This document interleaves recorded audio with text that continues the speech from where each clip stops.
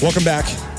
It is the cast, Colton Anderson Sports Talk on 88.1 FM KCOU. David Kunz is with us as well, and David will be with us during the next segment. It's Rapid Fire at about 8:50 to end the show. Always fun for both of us. Really looking forward to what David has for us today, Rapid Fire at 8:50. But first, it's time for It's Worth Mentioning, and it is barely worth mentioning the AAF in any capacity whatsoever. And this is the first time and the last time I will mention the AAF on the airwaves, barring another piece of big news. The Alliance of American Football has decided to suspend play after 8 weeks of action. And although not official, the AAF will most likely not reopen, and they will fold. And first of all, I feel bad for players in that the AAF is not even paying for the players to fly to their respective homes. Like, the AAF couldn't even pay for these players to fly Spirit home to Dallas or home to New York or home to Chicago, wherever they're from.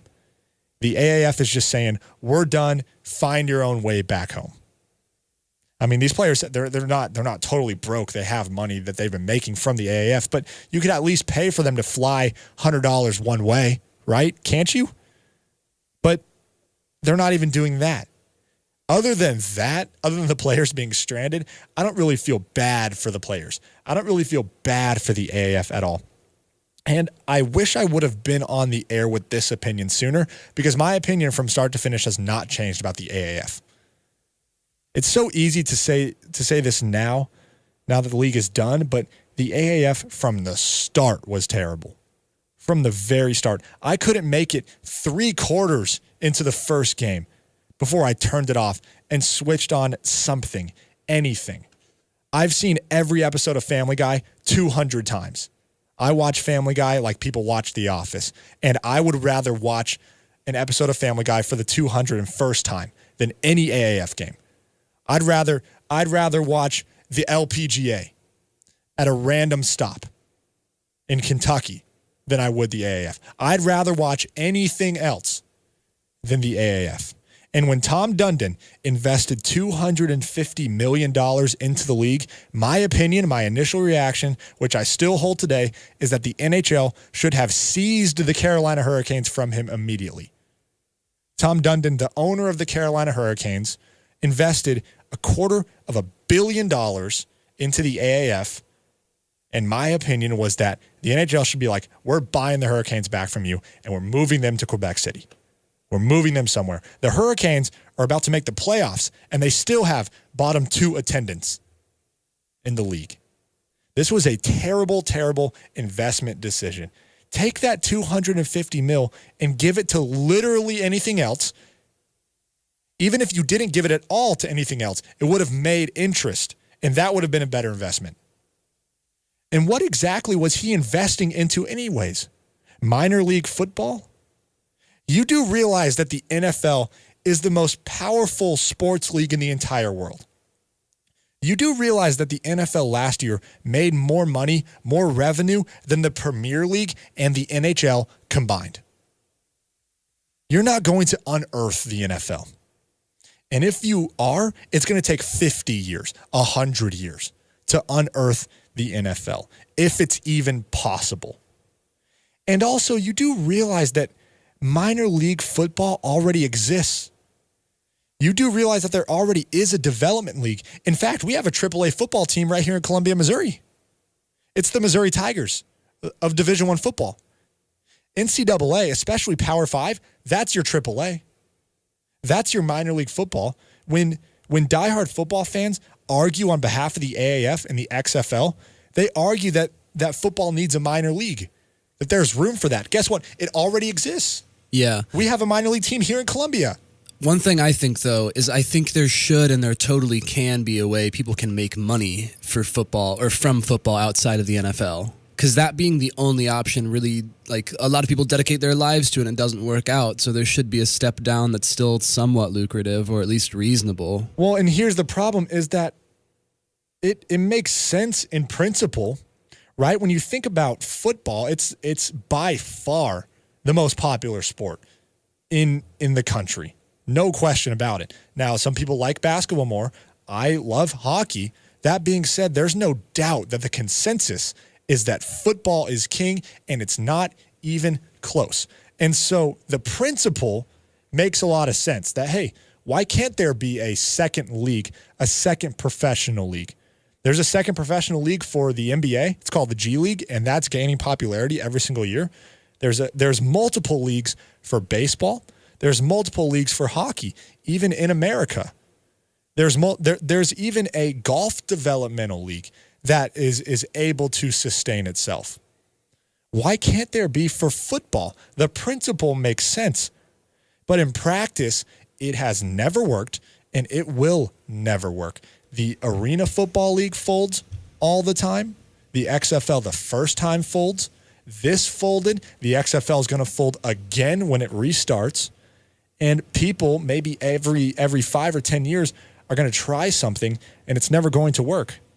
And I think it needs to be affiliated with the NFL in some way if it's going to succeed. Kind of like the G League is with the NBA. Yeah, but the problem is the NFL doesn't really want that, though. The NFLPA doesn't really want that. They don't want their players playing in a second league that does not have the same season as the NFL. They don't want to share players. They don't want a minor league. The NFLPA and the NFL, they love college football and the purpose that it serves right now. And I could maybe give Tom Dundon the pass if he had started the league. But Tom Dundon invested $250 million, $250 million into a failing business. It was already failing. That still failed. That's how bad of a business decision this was. It started, it was failing. He gave them at least $70 million. He had pledged $250 million, and it still failed. And the players were terrible. So bad. Trent Richardson is bad. He's very, very bad. He's not good at all. He's too big, too slow, has terrible vision. He only averaged 3 yards a carry in this league, and he's your most profitable star. He's your biggest pull for the AAF. Trent Richardson. Johnny Manziel is a washed-up quarterback. He was okay when he was playing for Cleveland, but his off-the-field issues, his run back, he's lost a lot of that magic that he had in college and the first year in the NFL. And he's perhaps your best quarterback in the league. This dude leaves his second game with a concussion. John Wolford led the AAF in passing touchdowns. He was the best quarterback in the league. He went undrafted and got cut from the Jets this past preseason. Garrett Gilbert led the AAF in passing yards, and he's been cut 7 times by 5 different NFL teams. Those were your leaders. Trent Richardson, Johnny Manziel, John Wolford, Garrett Gilbert. Those are your best players. Those are your Tom Brady's, your Peyton Mannings, your Antonio Browns of this league, and they couldn't even play for a few months on an NFL roster. And guess what? I have this question too. Who's going to play in the XFL that wasn't playing in the AAF? The XFL's only shot is to steal players from college football, which they probably won't do, and to steal third-string players from the NFL, which they probably won't do as well. When we talk about the principle of a minor league, I think the only way one could work is if you can steal a player out of high school from college and pay him, I don't know, $80,000 a year to play one season in the XFL. That's going to be the only way I believe a minor league system could work. You can't go after the NFL. You can't do it. They're too far ahead. That's too well-run a business. Their ownership is too powerful. The only way a minor league system could work is if you attack the NCAA. That's the only way. They're shooting for the wrong target. They're shooting for the NFL. They got to be shooting for college football. Because I could actually envision a world where players, instead of going to college football, go to the XFL for 1 year or 2 years or 3 years and then shoot their way.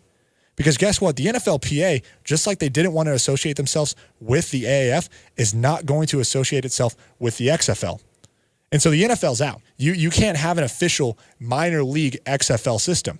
It's not going to work. So if you cannot get the NFL on board, then you got to go after the NCAA. And how likely is that? Not very likely either, but that's your best option, which is why I believe that a minor league system will never work. The principle makes a lot of sense. It's the most popular league, but this isn't going to happen this way. It's worth mentioning the AAF. And I have a little bit of Bryce Harper news. Maybe I could talk about that next week. We're a little short on time. I'm going to give way to David Kunz and a rapid fire on the other side of this break. Stay with us. It is the Colton Anderson Sports Talk.